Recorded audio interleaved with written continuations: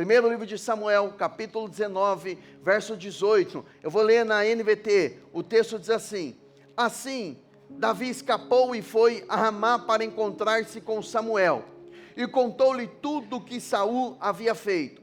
Então Davi foi morar com Samuel em Naiote. Alguns dizem que Naiote significa casa de profetas. Quando Saul foi informado de que Davi estava em Naiote, em Ramá, enviou oficiais para o prenderem. Chegando lá, viram Samuel à frente de um grupo de profetas que profetizavam. Então o Espírito de Deus se apoderou dos oficiais de Saul, e eles também começaram a profetizar. Quando Saul ouviu o que havia acontecido, enviou outros oficiais, mas eles também profetizaram. A mesma coisa aconteceu com o terceiro grupo. Por fim, o próprio Saul foi a Ramá e chegou ao grande poço no lugar chamado Seco. Onde estão Samuel e Davi? Perguntou ele. Alguém informou: estão em Naiote, em Ramá. Mas no caminho para Naiote, em Ramá, o Espírito de Deus veio até mesmo sobre Saul, e ele também profetizou até chegar a Naiote. Saul rasgou suas roupas e, despido, deitou-se no chão o dia todo e a noite toda, profetizando na presença de Samuel. Por isso surgiu o ditado popular: acaso Saul também é profeta? Irmãos, nós não podemos perder o nosso coração desse lugar de simplicidade na presença de Deus. Ontem, na sala de oração, tive uma experiência com Deus, compartilhei com os irmãos hoje no culto das 9 da manhã.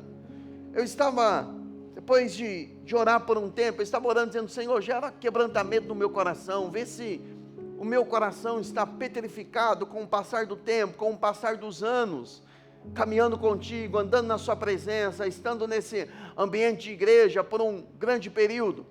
E veja se no meu coração não há essa pedra no coração, ou normatizar aquilo que é espiritual. E comecei a orar em línguas, e a orar um pouco mais em línguas, e eu estava decidido a não seguir com a oração, ou pedir outras coisas, até que o Senhor gerasse um quebrantamento no meu coração. E isso Ele fez. E no momento de quebrantamento, uma imagem que veio na minha mente foi quando ainda era menino, recém-convertido, e eu orava a Deus, dizendo: Senhor, talvez essa oração era uma resposta daquilo que o Espírito mexia já no meu espírito logo nos primeiros dias de conversão. Eu tinha uma convicção que eu seria pastor, que era a minha vocação, que Deus havia me chamado. E eu orava: Senhor, o Senhor um dia vai me colocar como pastor para cuidar da tua igreja, apacentar, alimentar os meus irmãos, o teu povo com a sua palavra. E eu orava dizendo: Deus, um dia o Senhor vai me dar uma esposa, o Senhor vai me dar filhos, o Senhor vai me dar um carro, o Senhor vai me dar uma casa, o Senhor vai me dar uma família, o Senhor vai me abençoar, eu vou viver as tuas promessas. E essa imagem veio na minha mente, um período em que eu orava com muita frequência a respeito disso. E passaram-se os anos, e tudo aquilo que eu orei naquela época, eu tenho vivido, e muito mais em Deus. Ele tem sido bom, tem derramado a sua graça, e Ele realmente cumpriu tudo aquilo. Mas um temor que veio no meu coração eu era um menino quando eu pedia isso, hoje já sou homem, o Senhor fez muita coisa na minha vida, mas e o meu coração continua como um coração de menino? Ou eu me perdi no meio da caminhada? Irmão, nós precisamos orar com muita frequência, para que o nosso coração não se perca no meio de coisas que vão perecer, no meio de coisas que, com o passar do tempo, essas coisas não têm mais valor, essas coisas vão ser deixadas aqui. Mas esse ambiente da glória, esse ambiente da presença de Deus, é o lugar onde eu e você vamos viver por toda a nossa eternidade. E Davi é um homem que aprendeu a viver nesse espaço da presença de Deus, esse lugar da presença de Deus. Quando você olha para Davi, ele tinha uma vocação, ser pastor. Ele começou pastoreando um rebanho de animais, e depois o próprio Deus disse: eu vou colocar esse menino, eu vou colocar esse homem para pastorear a minha nação de Israel. E Davi, ele foi chamado para cuidar daquele povo, cuidar daquela nação. Embora ele posicionalmente foi colocado como rei, mas a essência de Davi, a vocação de Davi é para ser um pastor, cuidar de pessoas. Agora, além de tudo isso, além de ter coisas, de conquistar, de vencer batalhas, tinha algo em Davi que fez o próprio Deus dizer: achei o homem segundo o meu coração. Achei Davi, ou seja, eu estava procurando alguém com um coração como de Davi, porque Davi, ele amava a presença de Deus. Davi, quando ele assume o seu reinado, ele assume a nação de Israel, um dos seus primeiros feitos foi ordenar que se pegasse a Arca da Aliança, que simbolizava a presença de Deus, e trazer para Jerusalém, para o centro de Jerusalém, porque era o centro do governo dele, e ele estava decidido a colocar Deus no centro do seu reinado. Esse era o coração de Davi. Esse era o propósito de Davi, atrair ou trazer a presença para o centro do seu reinado. Eu particularmente imagino que quando Davi, ele intencionou trazer a arca, ele tinha em mente esse texto, essa passagem que nós lemos aqui. Eu vou voltar para a passagem que lemos, e depois eu vou fazer um link com 2 Samuel, capítulo 6, que é a passagem quando ele traz a arca da aliança. Nessa ocasião do texto que nós lemos, Davi estava fugindo de Saul, acabara de matar, algum tempo atrás, período muito curto atrás, ele mata o gigante Golias, ele depois é colocado para liderar as tropas do exército de Israel. Saul olhava para ele e via que Deus era com Davi, e Saul começa a perseguir Davi, e Davi tem que fugir de Jerusalém, Davi tem que fugir da região onde Saul estava liderando, e ele foge, e ele vai atrás de um homem chamado Samuel. O profeta Samuel foi um homem que foi dirigido por Deus, impulsionado pelo Espírito para procurar Davi e ungí-lo para ser o futuro rei de Israel. Então ele vai até esse lugar, e esse lugar onde ele encontra Samuel é num lugar chamado Naiote, ou seja, casa de profetas. Era um lugar onde tinha um grupo de profetas, uma escola de profetas, um lugar onde homens adoravam a Deus, buscavam a Deus e profetizavam. Profetizar é falar inspirado ou tomado pelo Espírito Santo. E lá naquele ambiente de profecia, de palavra profética, o texto diz que Saul descobriu onde estava Davi, e ele disse: eu vou buscar, eu vou pegar, eu vou prender Davi. E ele envia as suas tropas atrás de Davi. E esse texto é um tanto esquisito, vamos dizer dessa forma, porque o texto diz que os soldados de Saul foram até onde Davi estava, e ao chegar naquele ambiente, eles também começaram a profetizar. Eles foram ali para pegar Davi, mas a presença de Deus, a glória de Deus era tão forte naquele lugar, que eles entraram naquele ambiente e começaram a profetizar também. E a Bíblia diz que mandaram avisar Saul o que aconteceu. Saul envia o segundo grupo, e quando o segundo grupo chega até lá, eles também começaram a profetizar. Saul, não satisfeito, manda o terceiro grupo de soldados, e o terceiro grupo, ao chegar naquele ambiente, é tomado pela presença e começam a profetizar também.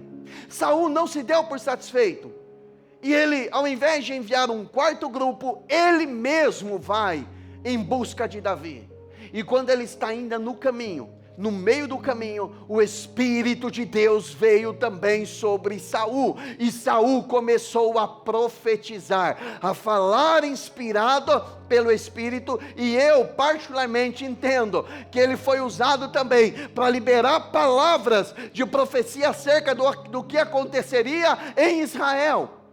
E com ele foi ainda mais profundo, porque ele cai no chão, e o texto diz, ele se lança ao chão, e o texto diz que ele se despiu, ele ficou nu. Por isso que eu digo que é um texto esquisito. Ele ficou nu ali, e no hebraico é a mesma palavra, para a mesma nudez que o texto se refere a Adão e Eva, quando eles pecaram, e eles perceberam que eles estavam nus. Não era simplesmente tirar uma túnica, ele estava realmente completamente despido. E Davi viu aquilo. Davi viu aquelas 3 tropas vindo e profetizando. Davi viu Saul vindo para pegá-lo e também foi tomado pelaquela presença e começou a profetizar.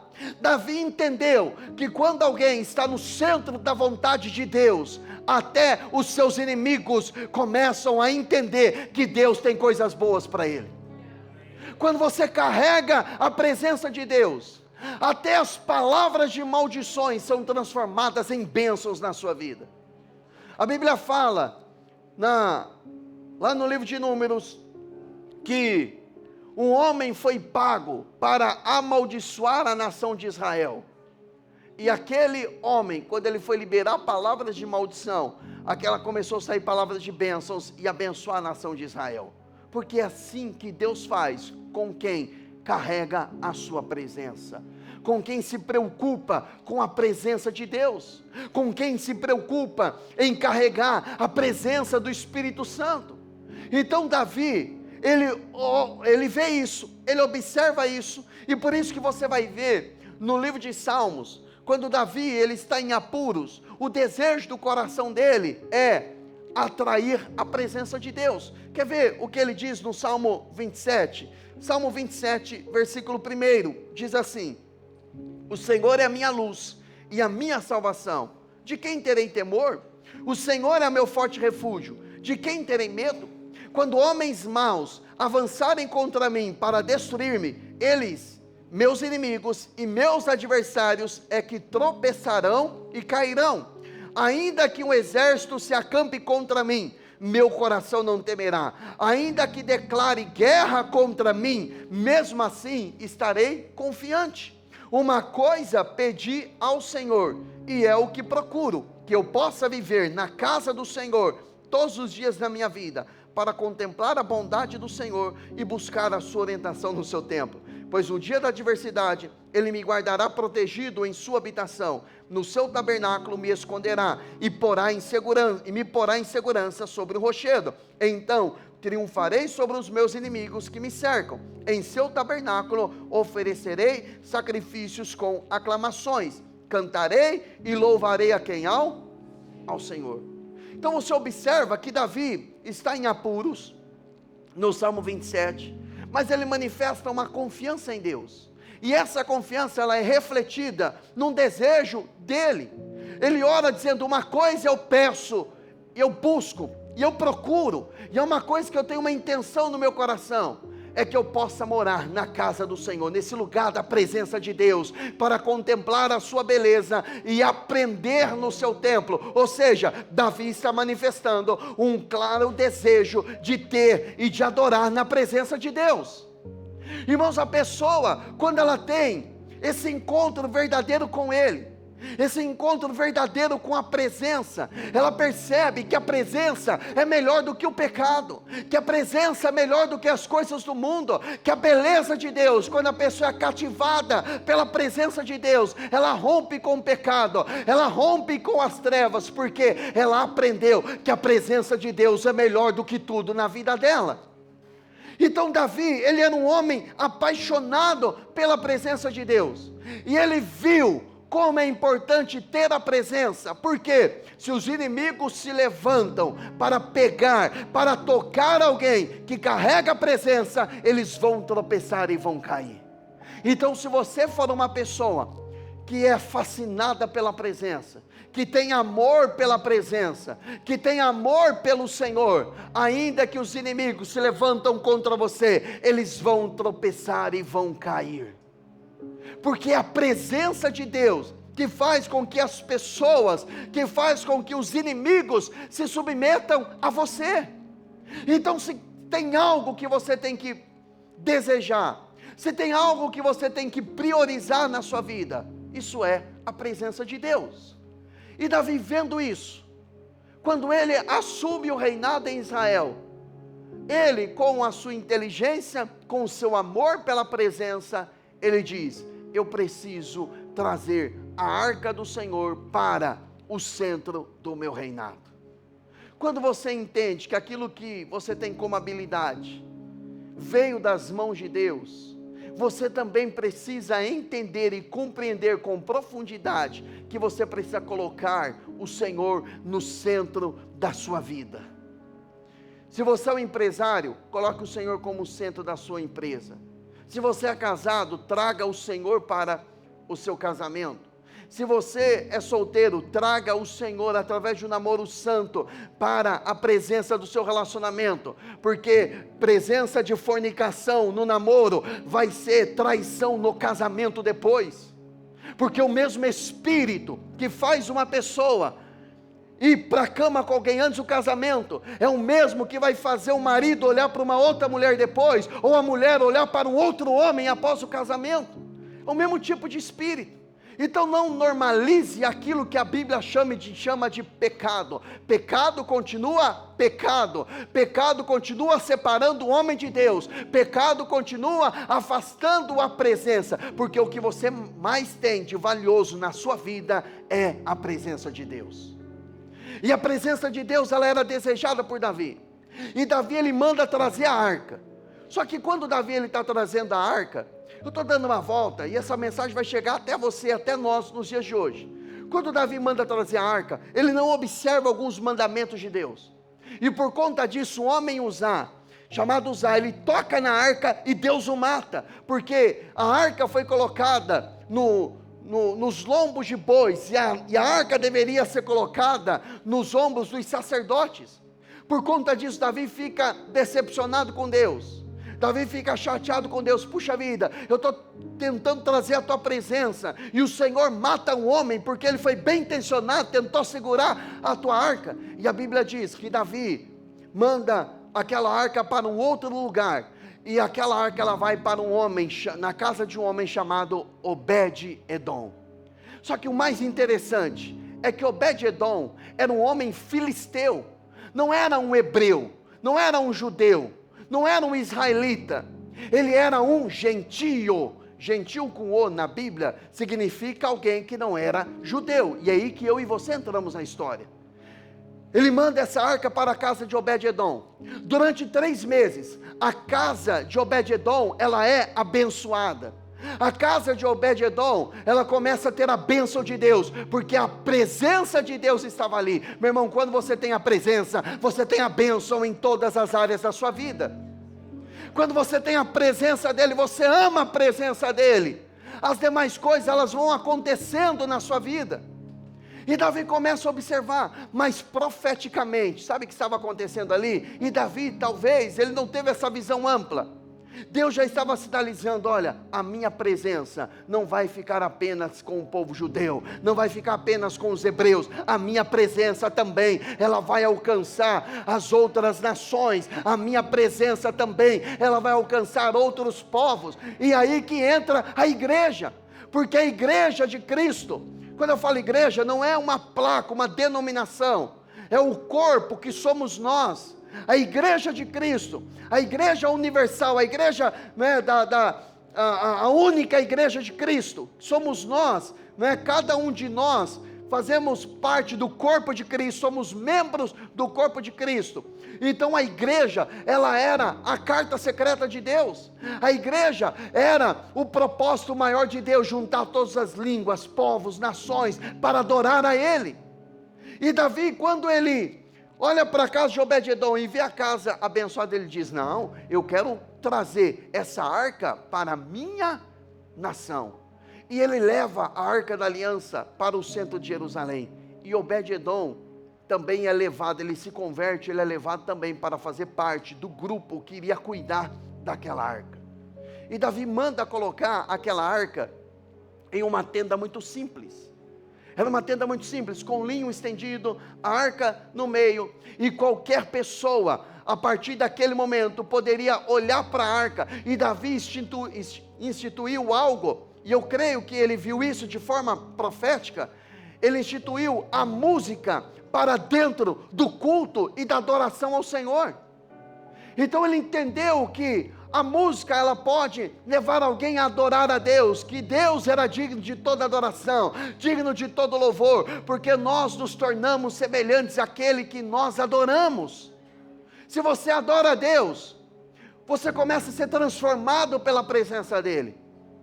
Se você não estava desligado na hora do louvor, você estava adorando a Deus, você ouviu Ele falando ao seu coração, você precisa romper com esse pecado, eu quero você em lugar mais profundo, eu quero você na minha presença.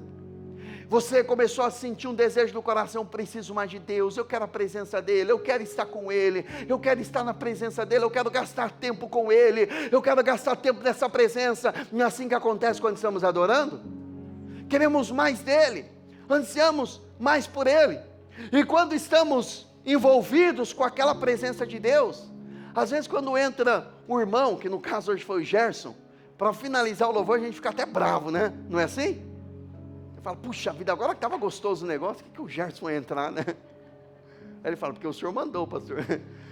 Aí você fica até bravo, não já aconteceu com você? Você está louvando ali, orando em línguas, buscando, adorando a Deus. Aí daqui a pouco alguém entra orando, você fala, puxa vida, eu não queria que esse tempo parasse.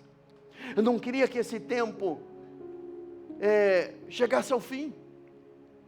Quando você vem na sala de oração, por exemplo, você gasta horas e horas orando, adorando a Ele. Meu irmão, você não vê a hora passando.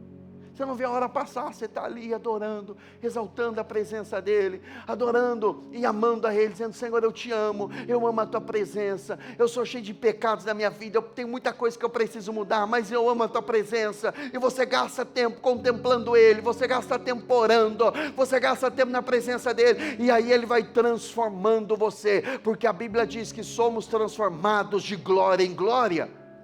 O que significa isso? Você está adorando Ele, contemplando a glória dEle, e você está sendo transformado. Você deixa de adorar a Ele, você começa a colocar outras coisas no lugar de Deus, e você vai se tornando semelhante a essas coisas. Eu dei um exemplo hoje no culto da manhã, que é normal na nossa nação. Por exemplo, nós somos um país que é apaixonado pelo futebol. Você pega um menino, por exemplo, agora a febre do Neymar voltando para o Brasil. Você pega um menino, mesmo que ele não seja santista, ele quer a camiseta do Neymar, não é assim? Daqui a pouco ele quer cortar o cabelo igual ele quer usar a chuteira igual dele, quer usar a roupa igual dele. Por quê? Porque colocou a figura daquele rapaz como ídolo no seu coração. Então é normal queremos ser exatamente igual o nosso ídolo. Só que nós não podemos ter ídolos no nosso coração, nós devemos adorar apenas a Deus, e quanto mais eu vou adorando a Ele, eu vou desejando ser cada vez mais semelhante a Ele, porque Deus nos fez a sua imagem e a sua semelhança. Mas quando Adão e Eva, eles pecaram, foram expulsos do jardim, eles perderam essa imagem, eles perderam essa semelhança, porque dentro do jardim, eles tinham, na viração do dia, a manifestação da presença. Então todo dia, todo santo dia, na viração do dia, Deus aparecia para Adão, Adão contemplava Deus, e Adão era transformado dia após dia, e era isso que mantinha o jardim organizado, era isso que mantinha o jardim em ordem. Mas quando ele peca, que ele é expulso do jardim, ele perde essa comunhão com Deus, e o pecado começa a gerar danos. Por isso que quando eu e você nos convertemos ao Senhor, nós temos a possibilidade no Espírito, porque a Bíblia diz que o Pai procura verdadeiros adoradores, que o adorem em Espírito e em verdade. Nós temos esse privilégio de adorar a Ele, e quando estamos adorando, nós nos tornamos semelhantes a Ele. Então, se você está cansado de uma vida de pecados, se você está cansado de ser quem é você hoje, então gaste tempo adorando a Ele. Se você ouve músicas, por exemplo, que apelam à traição, à prostituição, aquilo vai entrando na sua mente, aquilo vai se tornando normal, e daqui a pouco você está visualizando uma traição, você traindo ou sendo traído, a prostituição começa a entrar na sua vida, aquilo começa a se tornar normal na sua vida, porque aquele espírito entrou por intermédio de um tipo de música. Agora, quando você adora a Deus, a Bíblia diz no Salmo 22, que Deus habita no meio dos louvores do seu povo. Quando você decide adorar a Ele, quando você decide exaltar a Ele, a presença dEle vem, e essa presença, quando ela vem para transformar você.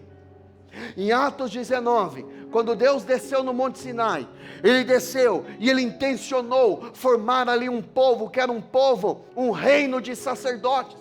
Deus nunca quis ter um grupo de sacerdotes. A intenção de Deus era ter uma nação sacerdotal, uma nação que tivesse acesso a Ele, uma nação que tivesse livre acesso até a presença dEle.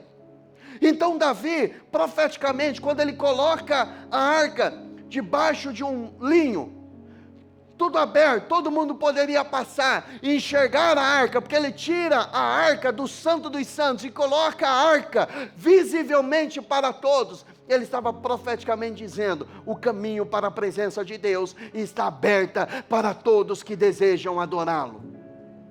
Por isso que em Atos capítulo 15, quando a igreja ela começa a avançar e ela começa a alcançar os gentios, houve uma briga entre a liderança, mas os gentios não são dignos, mas eles podem vir. E a Bíblia fala aqui numa reunião de liderança, Tiago, meio-irmão de Jesus, Tiago, ele levanta a voz, ele diz: olha, em Amós capítulo 9, Deus ele disse: restaurarei a tenda de Davi, o tabernáculo de Davi, e os gentios se converterão ao Senhor. Então ele está usando aquela palavra profética, dizendo o seguinte: aquela tenda, aquele tabernáculo que Davi levantou, Deus deseja reconstruir aquela tenda, porque Ele deseja que até os gentios se convertam e adorem a Ele. Você sabe por que eu e você estamos aqui nessa noite? Porque Ele restaurou, Ele está restaurando a tenda de Davi, e Ele está nos levando a esse ambiente de contemplar a sua presença. Eu vou dar uma pausa em Davi, mas tenha em mente, 1 Samuel 19, quando Davi, ele percebe Saul chegando, e a presença de Deus joga Saul à lona, e você vai entender o que aconteceu com uma igreja gentílica, uma igreja em Antioquia. E aí eu vou fazer um link, Atos capítulo 3, vamos lá, esse texto eu queria ler com você. A partir do verso 1, o texto diz assim: na igreja de Antioquia, Antioquia era uma cidade que não fazia parte do povo judeu, havia profetas e mestres. Profetas, aqueles que falam inspirados pelo Espírito Santo.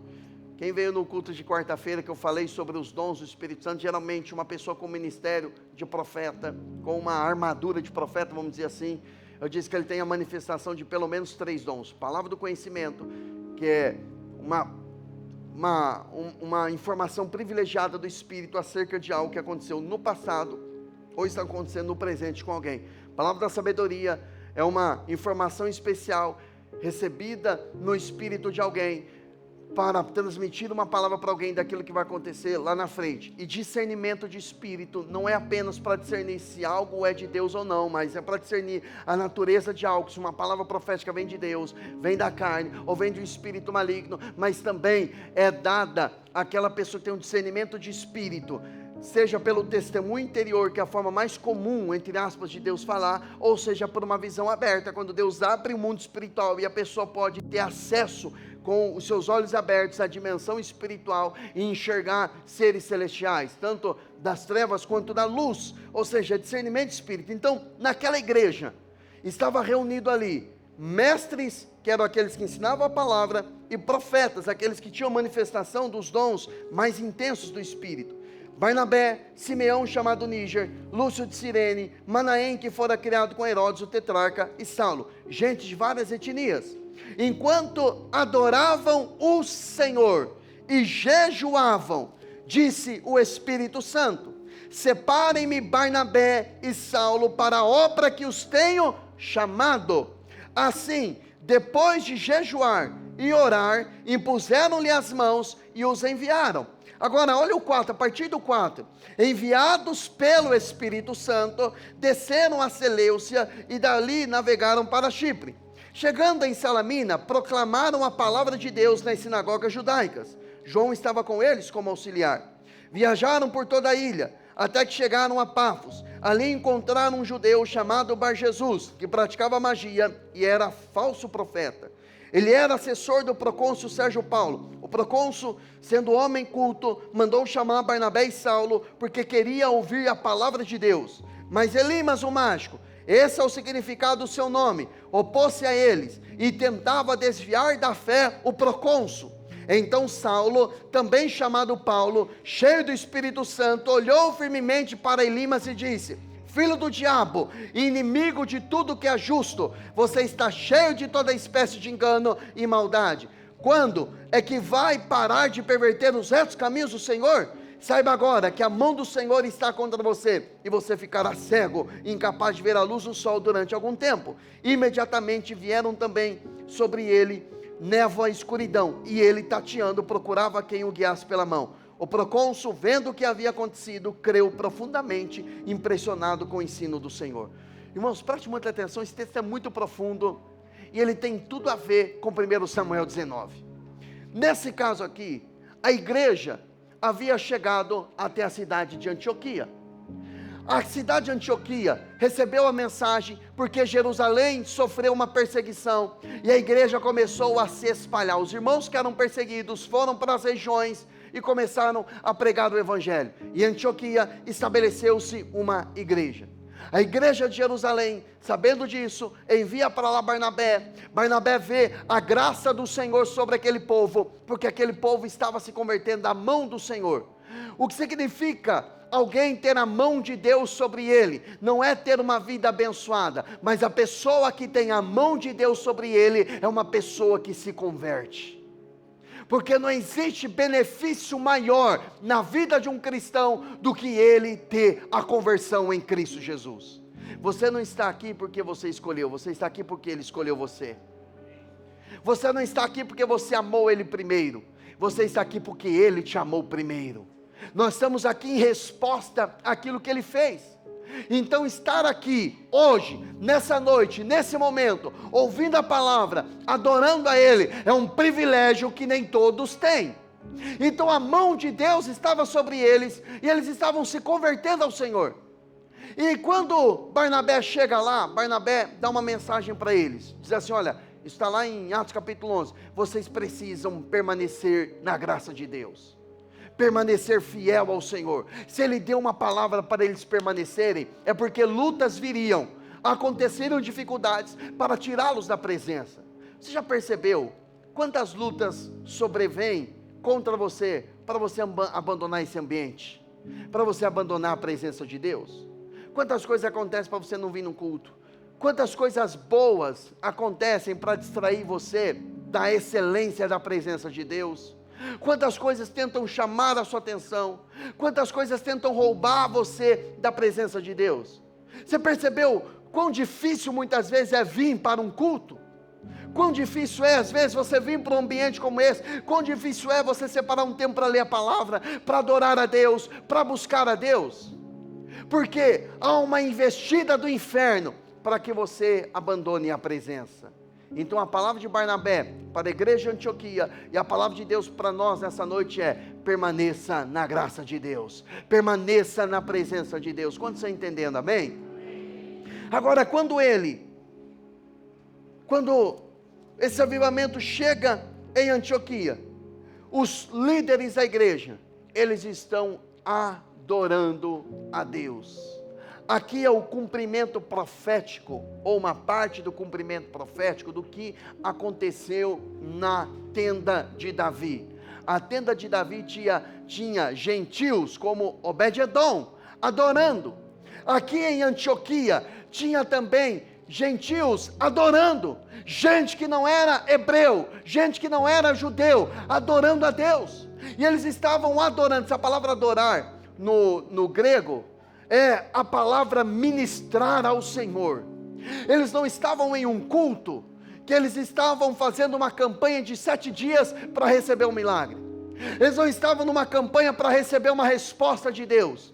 Eles não estavam no ambiente inventando coisas mirabolantes. Eles estavam apenas na simplicidade, adorando a Deus. Eles se reuniram naquele lugar para adorar a Deus. E eles estavam adorando, possivelmente cantando, orando, mas eles estavam também jejuando. O jejum no Novo Testamento não é como alguns pensam: eu vou jejuar para restaurar meu casamento. Eu vou jejuar porque eu quero uma porta de emprego aberta. Eu vou jejuar porque eu quero uma resposta de Deus. Não estou dizendo que não possa ter o efeito colateral e Deus agir. Mas o jejum no Novo Testamento, ele é única e exclusivamente uma forma de você manifestar a sua sede de Deus. Quando os discípulos de Jesus estavam comendo e bebendo, os discípulos de João Batista questionaram dizendo: Senhor, por que os discípulos de João Batista estão jejuando?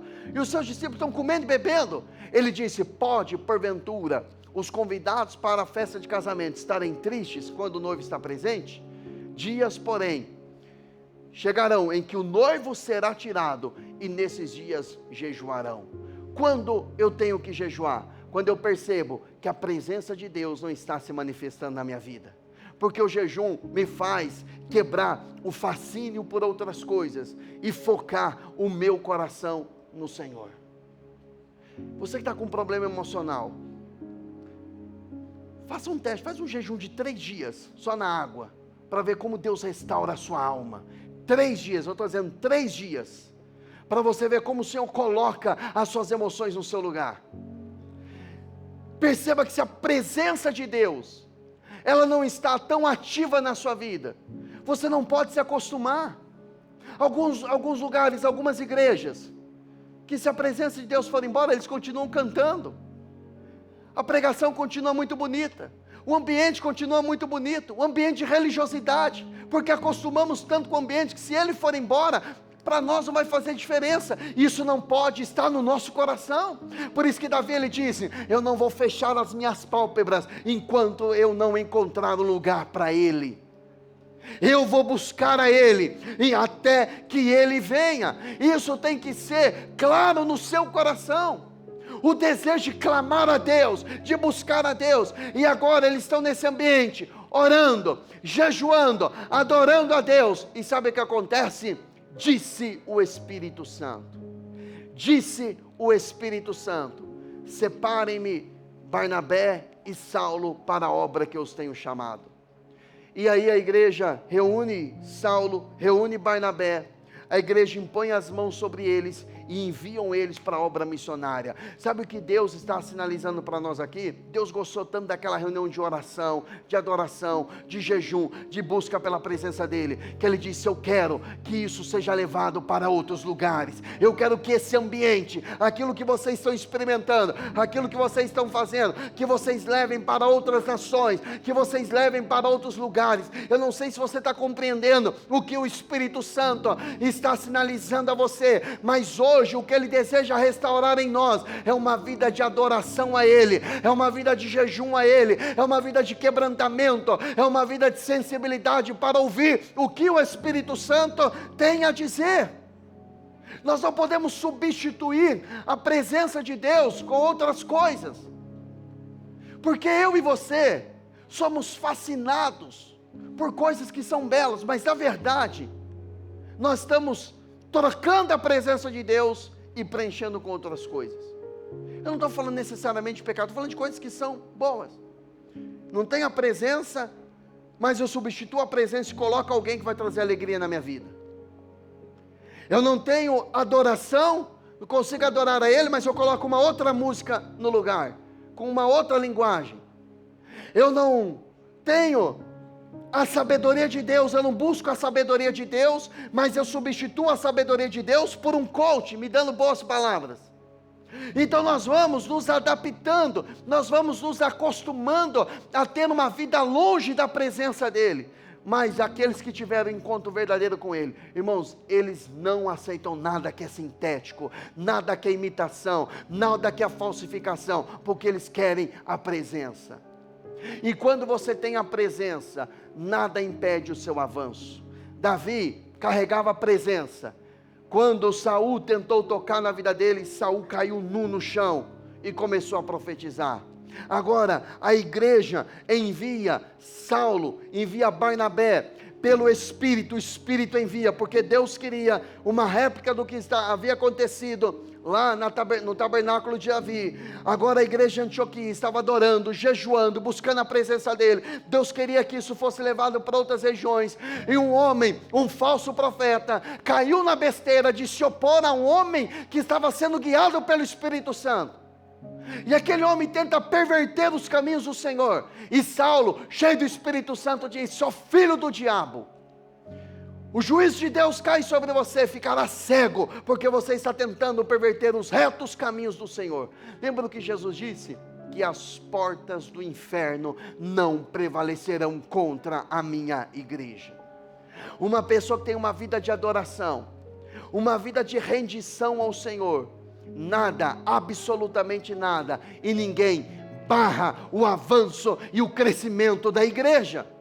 Se você caminha dentro do propósito de Deus, que é adorá-lo, e aí o Senhor te envia para os lugares onde você está. Ser enviado por Deus não é necessariamente se tornar um pastor como eu, cada um tem uma vocação. Você adora Ele, você gasta tempo na presença dEle, e depois Ele te envia lá na sua loja, envia você lá no seu restaurante, envia você lá naquele trabalho, envia você naquela escola, envia você naquela família, e onde você vai, você gera um ambiente de adoração a Deus, porque você gasta tempo na presença dEle, e depois no ambiente onde você é inserido, você carrega a presença de Deus. Você está trabalhando, um exemplo, você é uma professora, e de repente um aluno começa a olhar para você e diz: ela tem algo diferente, um amor diferente, um olhar diferente. Talvez ele não vai entender de pronto que é a presença de Deus, mas Deus entrega aquele aluno na sua mão para você orar por ele, ajudar ele, amar ele e mostrar o caminho para ele. Você está lá na empresa onde você está trabalhando, e o seu patrão olha para você e começa a dizer: ele tem algo diferente, ela tem algo diferente. É a presença de Deus, porque o fogo de Deus vai com você onde quer que você esteja. Se eu falar para você que lá o seu ambiente de trabalho não é menos santo do que o ambiente de igreja, irmãos, aqui é apenas uma parede, nós estamos apenas em um salão, esse salão aqui é alugado, amanhã, depois nós vamos para um lugar maior, e vamos para um lugar maior, amém, irmãos? E de repente, a proprietária aqui aluga para uma boate, aluga para um bar, aluga para o que ela quiser, porque é dela o salão. Então a igreja não é essas quatro paredes, a igreja é o grupo de cristãos reunidos. Se nós nos reunimos aqui num ambiente confortável, boas poltronas, ar-condicionado, ou nos reunimos debaixo de uma árvore, debaixo de um sol escaldante, ali se torna a igreja. E nós nos reunimos para adorar nessa noite, e você vai ser igreja durante a segunda, terça, quarta, quinta, sexta, o sábado, onde você estiver, ali você vai ser um representante do Senhor. Eu não sei porque eu estou chateado com a igreja. Por quê? Porque eu não estou vendo a igreja ajudar os pobres. Mas quando você está ajudando alguém, você é a igreja. Eu não estou vendo a igreja fazer nada por isso. Meu irmão, você é a igreja. A igreja, eu queria que a igreja Justiça e Paz fosse igual a Batista, ou eu gostaria que a igreja Batista fosse igual à igreja Justiça e Paz. Irmãos, placa de igreja Batista, Igreja Assembleia, Justiça e Paz, Igreja Católica é apenas uma organização, mas a igreja de Cristo somos nós reunidos. Então quando eu e você estamos fazendo algo, é a igreja fazendo. Quando você está orando por alguém, é a igreja orando, porque Jesus não vai vir buscar várias noivas, Ele tem uma noiva só, que é a igreja, e nós fazemos parte da noiva de Cristo. Aliás, nós fazemos parte do corpo de Cristo, e nós somos a noiva de Cristo. Então, carregue a presença onde quer que você esteja, e ainda que algo se levantar contra você, esse algo não vai barrar. Uma pessoa usada pelo diabo, uma pessoa para tentar paralisar você, ela não consegue paralisar, porque quem impulsiona você é o Espírito que habita dentro de você. Mas eu estou ferido, eu estou magoado, eu não quero mais me envolver, porque eu fui ferido em um lugar. Meu irmão, não substitua a presença pela dor. Eu falei hoje no culto da manhã, tem gente tirando a presença de Deus, que impulsionava ele, pegando a dor, colocando a dor no centro da sua vida, e a sua vida agora é pautada pela dor, é pautada pela frustração, é pautada pela mágoa. Irmãos, nesse lugar, ambiente de igreja, eu também já fui ferido, eu também já feri pessoas. Você poderá e deverá, e de repente talvez será ferido por alguém, porque é igual uma família. Quem aqui tem uma família perfeita? Você não tem um cunhado que é chato, não é? Um primo que é insuportável? Todo mundo perfeitinho? Ou você acha que você também é aquela pessoa amável na sua família, todo mundo te ama? Mas nós não somos assim. E igreja é uma grande família. E tem gente, aqueles que são mais loucos, né? Tem aqueles que são mais extravagantes, tem aqueles que são mais contidos, tem aqueles que falam menos, aqueles que falam muito, tem aqueles que guardam a língua, tem aqueles que têm a língua solta. Bom, tem de tudo aqui no nosso meio.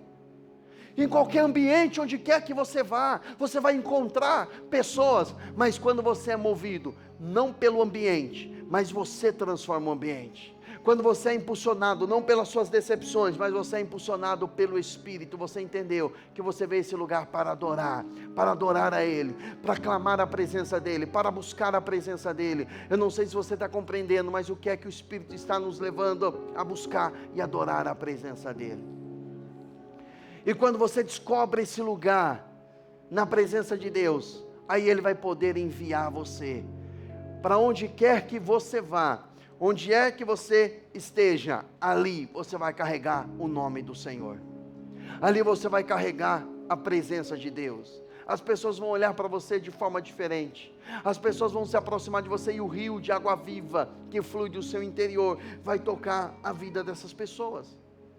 Então Davi centralizou a presença, a igreja de Antioquia centralizou a presença, e que eu e você possamos centralizar na nossa vida a presença de Deus.